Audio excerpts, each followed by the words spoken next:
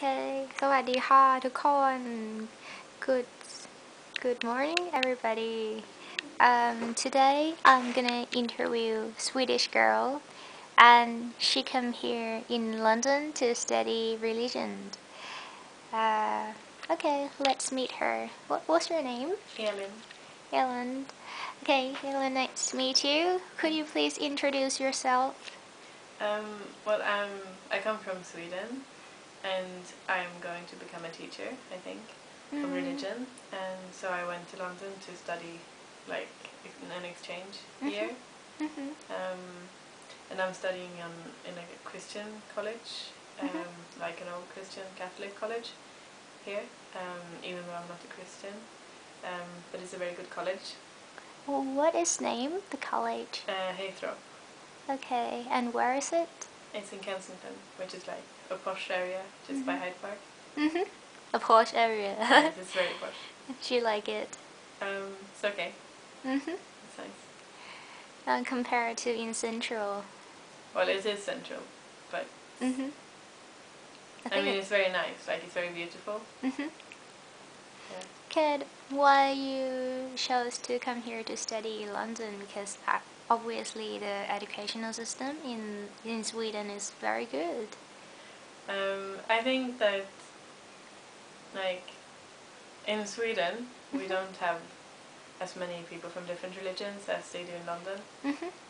And in London there's a very multicultural environment, and you meet people from everywhere, and there's so much like we have quite a lot of Muslims in Sweden, but we don't have almost any Hindus and Buddhists. So it's really interesting to meet Hindus and Buddhists in England. Okay. So that's the difference. And what are you focusing on in your study? What kind of religions that you are studying in particular? Here in London I'm doing Abrahamic religion, because you can sort of like that's one group of religions in the world. It's Judaism, Islam and Christianity, and they have the same background. They all kind of trace their roots to this guy Abraham, and that's why they're called Abrahamic religions, because they all have the same like forefather, and they're very connected in many ways and very much similar. But still they fight quite a lot, so that's also interesting. Of course. But unfortunately I'm not studying. I used to study Hinduism and Buddhism in Sweden, but I'm not doing that here.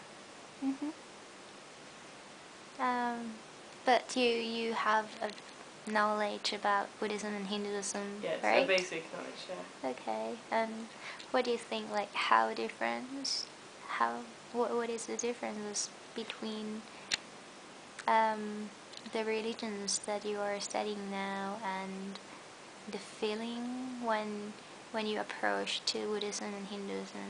I think there is quite a big difference, because the very basic and most important idea in Judaism and Christianity and Islam is the idea of monotheism, one God.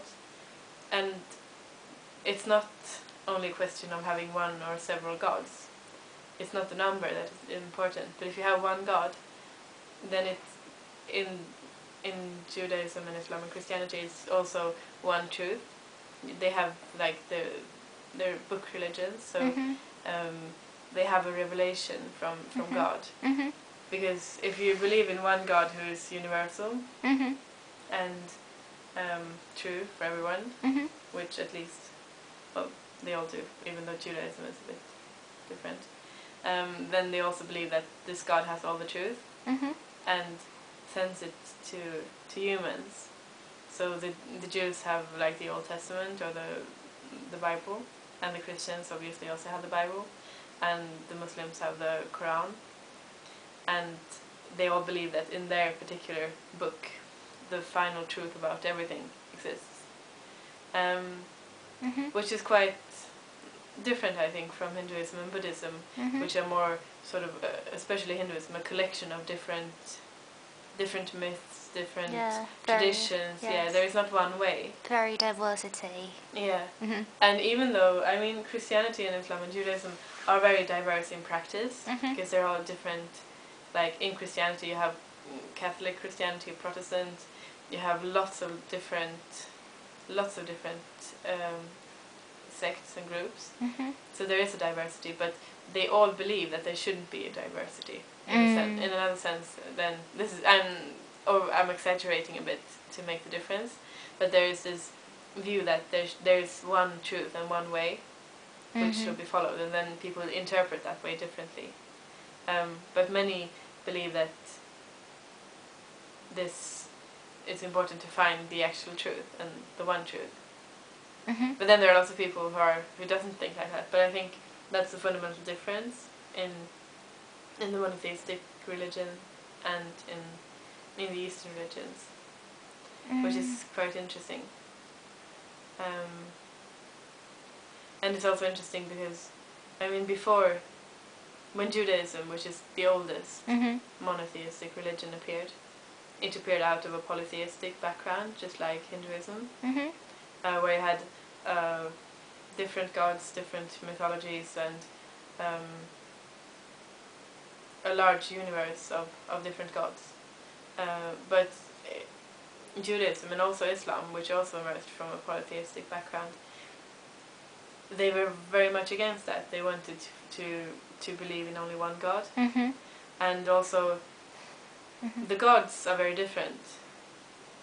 Like if you only have one God, then that God is much more exalted, like higher, and much less human. Whereas the Hindu gods can be quite human in a sense. Like they can make mistakes, they can... Like a Greek deity. Yeah, exactly. But I don't know. For me, like the God in the Christianity, because you have the Jesus Christ, and the Jesus Christ, if I understand correctly, he's a man and he's a God. So it's not the feeling of superior, but for me, the Jesus Christ gives us a feeling of sharing the, like he understands the feeling of human beings that is imperfect. But at the same time, well, the Christian, like the whole doctrine of Jesus is very, very complicated. But yes, the Christians believe that God has many aspects, or three basic aspects, and that he had to come down and become human to save the world. And in that sense, he, as you said, he did share the suffering of humans, and he was afraid to die. He experienced all the fears, even though he was at the same time a perfect human. So he was not human in the sense that he sinned and made mistakes as everyone else. He was much more the kind of the More kind of perfect. Yeah, Okay. more sort of divine human. I think he has a divine personality, Yes, like he has. divine self. What they say is that Jesus is 100% God and 100% human at the same time, which is a bit hard to understand if you're not really. But it's, I think, there's logical background to that. What is the background? Well, the background is that the people who experienced Jesus when he lived, they were completely amazed by him, and he was preaching and he was doing it in a very different way from before, and he was also a very impressive person, or he must have been, because they wrote books about him.